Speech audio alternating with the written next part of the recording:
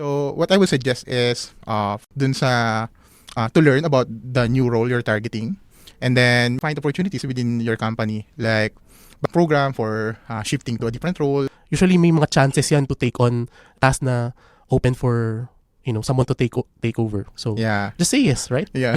It always starts with you saying yes. Yeah, agree.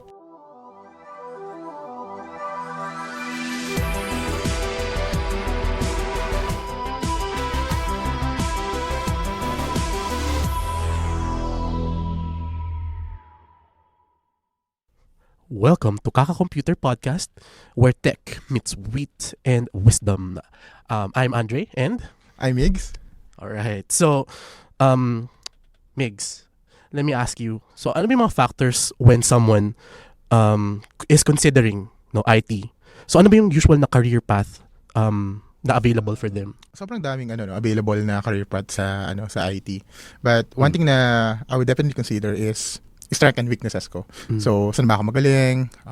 During my study, saan ba ako medyo mahina? So, normally when you study, you'll find your strength na may mga tao na they find their strength in programming, wherein they excel sa mga programming activities. Meron din naman na on design activities. So, then normally yung mga skills na tinuturo sa'yo sa schools that you excels, normally may katumbas yun na role sa IT industry. So for example, if you're great at programming, you could be like a software engineer na specialized on front end or specialized on back end, or it could be a full stack. While if you're good at design, like you excel sa mga class mo, like creating presentation, creating videos, graphics, then you might be a good candidate for a UI/UX designer. So yeah, sobrang dami, and I think that's something that you would know kung saan ka magaling habang nag-aaral ka. And yeah. Ako naman kasi parang medyo napunta ko into IT ng medyo college na, and it's really different sa akin kasi I came from a biology background. So parang I kind of lean towards more of, inalign ko siya towards my hobby. So parang let's say I'm interested in tinkering, diba? Okay. With like devices. So parang I tend to align it in terms of ano yung naging career ko, which is to like build parang automated SMS stuff. So parang ganun, no? Yeah. Interesting.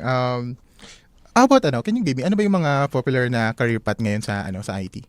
Usually, parang ang nauso ngayon is more on actually cloud engineering kasi parang na-hype siya as a high-paying career. Oh, right? Okay. Totoo ba na high-paying ang cloud engineering? Well, based on parang mga friends natin in the industry na parang they're really aiming to take certifications kasi talagang once you get the job as a cloud engineer, talagang laging may demand. There's always a demand. So, hindi lang siya basta like high paying, but it's also because it's really in demand. Yeah. I think I agree with that kasi in my line of work, under kami ng software development, majority of our clients are actually transitioning from on-prem to cloud. Yeah. And normally, cloud engineer will be needed for the migration. So, I think that's also what triggers the industry, yung mga companies na nagdi-digital transformation, moving from on-prem to cloud or to hybrid. So yeah, mas nagkakaroon talaga siya ng demand. Yeah. I think aside from that, medyo technical kasi yung like cloud engineering. Kasi may mga iba na nagka-career shift. So medyo nauso din actually mga creative careers, like yung to become a UX designer or a product owner, kanyan. So paano kaya ma-explore, like how can someone explore yung, let's say, gusto mo nila i-try yung different IT field or career? Ano yung pwede nilang pasukin muna? I think sa akin, ang na-observe is parang meron dalawang ways eh. Normally, during the school, magkakaroon kayo ng mga school project, then may opportunity na magkaroon kayo ng different role. For example, in a thesis project or a capstone project, normally it will be a team, tapos meron dyan mga magiging in charge on documentation, meron iba in charge sa programming, and iba magiging in charge sa design. So, in a way, medyo nakakaroon na rin sila ng exposure on ano ba yung ginagawa ng UI/UX designer. So, I wish na lahat ng school ginagawa siya. And another one siguro is yung pinaka-common na nakita ko is through internship talaga. So, apply for internship. Try mo maging software engineer intern, then try mo maging quality engineer intern. So, you could try different role during your internship. And if your course permit, you could probably end up like trying at least 2 to 3 roles. And before you even decide kung ano ba talaga yung gusto mong gawin. Actually, speaking of, kasi yung sa mo more of like, as pag IT student ka, right? Yeah. Parang coming from someone na talagang hobbyist. So, parang I really get to explore it when I tried hackathons. Yeah. Parang iba-iba yung role nyo doon. So, pwede kang maging more into coding, pwede ikaw gagawa ng pitch deck, ikaw yung manage. So, you get to really explore what you like best. Yeah. Right? Yeah, I agree with that. Marami rin ako nasalihan na hackathon back then. And yun, na-notice ko ngayon, meron akong mga kasama na sila yung taga-pitch. So, I totally agree na it's also an avenue for you to try out the different roles in the IT industry. Yeah. Let's give this time to actually thank our sponsor, Tutorials Dojo, your one-stop learning portal. So, make sure to check them out. And yeah, if you're finding this discussion helpful, don't forget to subscribe and share our podcast with others who might be interested. Yeah. So, let's say, you already committed to, already selected your first IT career. How do you transition between different careers in IT? Let's say you want to career shift from a software engineer to, like, say, a UI UX designer. Yeah. I guess it's just starting to be more of a T-shaped individual talaga from the beginning. Make sure to always have a depth. Let's say, for example, you're more into programming. So, try to master that as much as possible. Pero, of course, sometimes you feel like burnt out or you want to explore parang new type of career. So, just try to at least expand your horizon. Just to explore. At least you can start on that. Yeah, I think my opinion on this is, normally, depende siya kung ano yung current role mo and yung target na role mo. If it's a bit closer, medyo adjacent to sa ginagawa mo. For example, you're currently a software engineer focused on front end, then you wanted to adopt like a back end specialization, it's easier to change. But if medyo malayo siya, for example, from a software engineer, gusto mo maging, let's say, quality engineer. So, medyo, di ba, makaiba na yung responsibilities nun. So, magagamit mo pa rin naman yung foundational knowledge that you got from your original role. Pero, iba na talaga yung yung responsibilities niya. So, what I would suggest is, first is really try to dedicate some time dun sa to learn about the new role you're targeting, and then maybe try to find opportunities within your company, like baka merong program for shifting to a different role, or request to be transferred to another project wherein you can try out that role. But yeah, you really have to dedicate some time on your own free time to fast track yung yung career yung pag-shift. Yeah, no. I mean, sometimes you get to be part of a team, and usually may mga chances yan to take on, let's say parang there's a task na open for someone to take over. So just say yes, right? Yeah. It always starts with you saying yes. Yeah, agree. Given na yung career natin is wala siyang license, right? We're leaning more towards certification and continued education. So ano yung role ng pagkuha ng, let's say, as a cloud engineer taking that certificate? So how can these type of certification help me advance yung career ko as an IT professional? Yeah, I think in my case as one of the people who look at the CVs, who check yung background ng mga applicants, I would say na optional sa akin yung mga certification, but definitely yung may mga certification, it kind of give me an idea how disciplined this person is. Kasi normally, for example, you want to take like AWS certification, you really have to study, prepare. You really need to dedicate some time for you to get the certification and pass the exam. So it shows me that your dedication is there.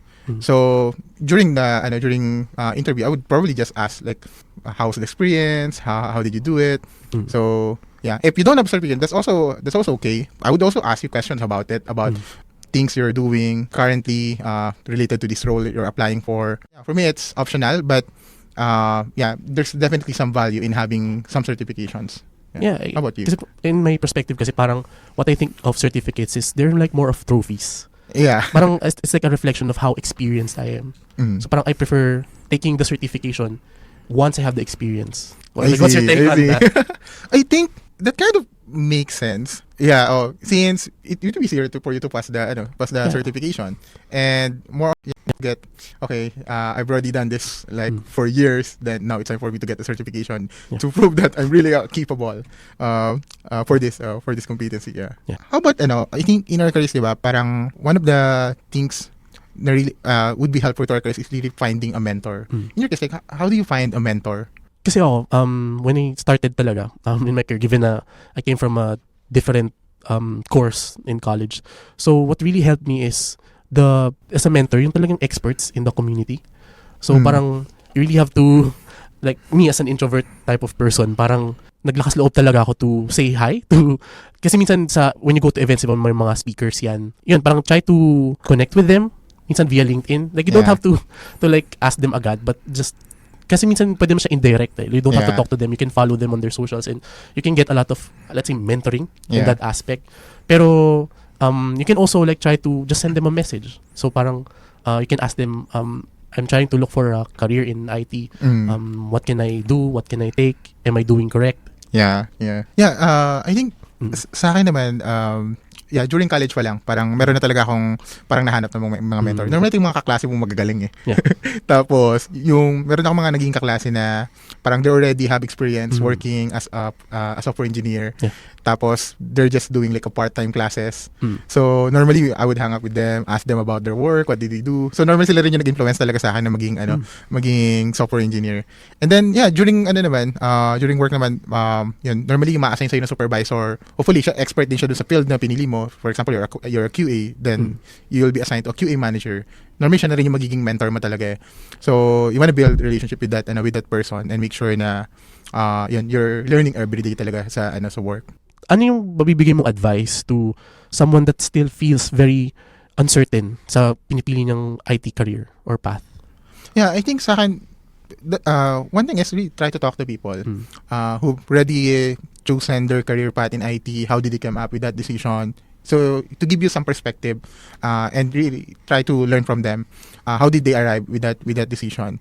But if you're still undecided, what I would do is try it out. Like, you've probably selected like 3 career path, and you're not sure which one to take, then just try one. Then you can always shift to another one if you're not happy with that role. Tsaka the beauty of IT is that it's always evolving. So if you feel like you're not into that type of work anymore, there's definitely a lot of things for you to explore, right? Yeah.